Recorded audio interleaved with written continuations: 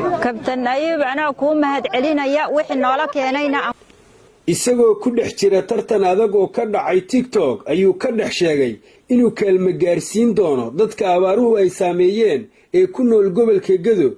waxaan ka hadlayo waa kabtan ayuub cabdirasaaq oo ka mid ah shakhsiyaadka caanka ka ah baraha bulshada oo maanta ku dhawaad 50 qoys oo ku xoolo beelay abaarta ka jirta gobolka Gado gaarsiiyay gargaar isugu jira raashin qaybin iyo biyo dhaamin afayeenka maamulka gobolka Gado Cali Juba oo ka hadlay halkii gurmadka loogu sameeyay dadka ku xoolo beelay abaartii ku dhufatay gobolka Gado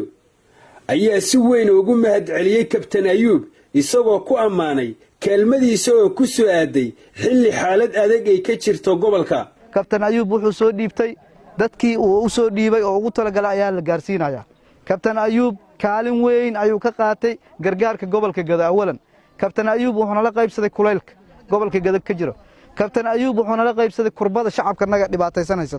kabtan ayuub wuxuu noqday nin nakabay oo kaalin muhiim ah noo galay kabtan ayuub waxaan xasuusnaan doonaa maanta baahidana hayso shacabka naga dhibka haysto qaybta uu ka qaatay waxaana u sameyn doonaa wax aan ugu abaalgudi doono insha Allah maalinkan abaarta ka baxan waxaan codsanaynaa dadka social media ka shaqeeya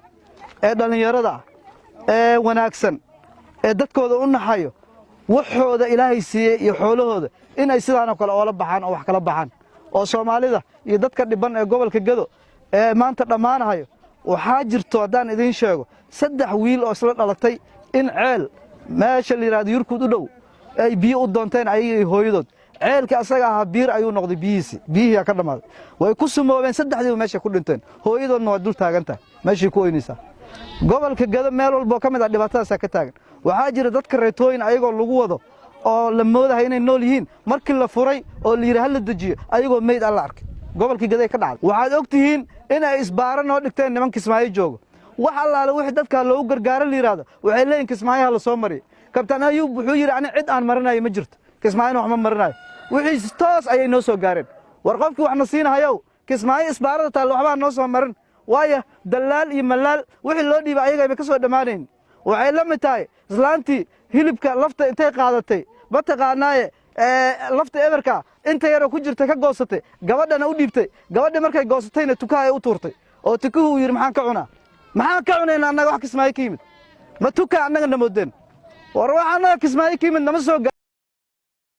madaxa arrimaha bulshada maamulka magaalada Garbaharey iyo qaar ka mid ah dhalinyarada Garbaharey oo dhankooda u mahad celiyay kabtan ayuub iyagoo dhinaca kale ugu baaqay cid walba oo waxaysata inay ka qayb qaataan gurmadka abaaraha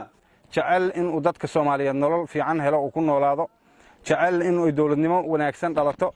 ninkaas oo aad iyo aad u garanayna bulshadaana ay wada garanayaan Garbahareyna aad caan uga ah aad baan ugu mahad celinaynaa walaal waad aragtaa dadku waa gaarsiinay sadaqadii dhammaan way ku mahad celinayaan annagoo maamulka oo ku mahad celinaynaa degmada Garbaharey oo dhan baa lagaaga mahad celinayaa inta ku daawan doonto ayaguna way ku mahad celin doonaan waxaan leeyahay ninka lagu daydo dadka saas loo soo caawiyo si bareed maan raxiim magacayga waa Nasr Sanbuur maanta waxaan joognaa magaalada Garbaharey duuleedkeeda annagoo dhalinyaro ah oo u soo gurmanay dadkii ka soo barakacay degmada agaarka degmada Garbaharey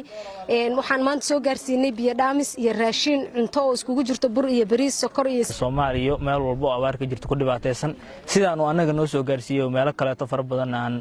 aan ognahay inuu deeqo kale u gaarsiinayo kabtan ayuub waxaa leenahay shacabka degmada Garbaharey iyo guud ahaan gobolka Gado abaal weyn bay kaaga hayaan kaalmadan soo gaarsiisay abaal weyn baana kaaga helnaa waana lagu xasuusan doonaa waxaa kale oo rabaa inaan sidoo kale u mahad celiyo walaal kale oo asagana ku nool dalka UK ariga Ingiriiska oo la yiraahdo Maxamed Cabdi oo asagana kaalmadan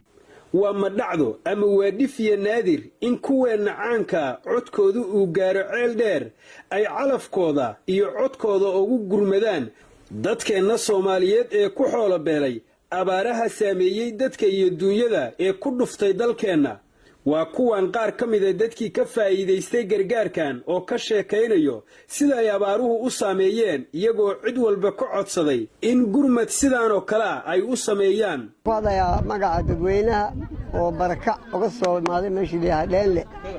oo baadiye xooli waxna baabeen waxna il daran yihiin kabtan ayuub wixii aad noo soo dirtay oo biyo iyo raashin ah wayna soo gaareen waad ku mahadsan tahay kuwa ayaga waa dabshide waxaan u baahannahay wax ka siyaada oo gogolle oo ilaa ninkiis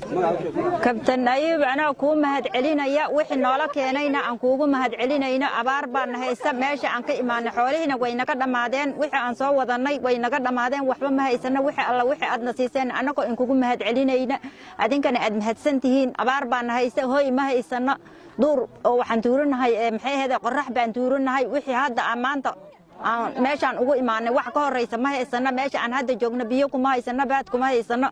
qorax baan joognaa hooy in nala deeqdaanoo isugu jira raashin isugu jira bur bariis sonkor iyo saliid iyo sidoo kale biyo dhaamin halkan laga sameeyey uu soo dhiibay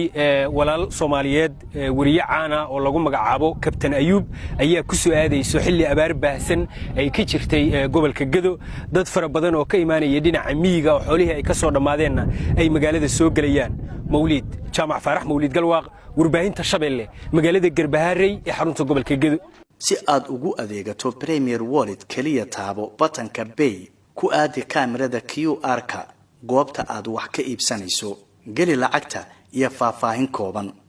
taabo Next kadibna Confirm ugu dambeyntiina gali MPin-kaaga si aad u dhamayso iibsashada Premier Wallet waa habka ugu casrisan ee aad ku adeegan karto maalin kasta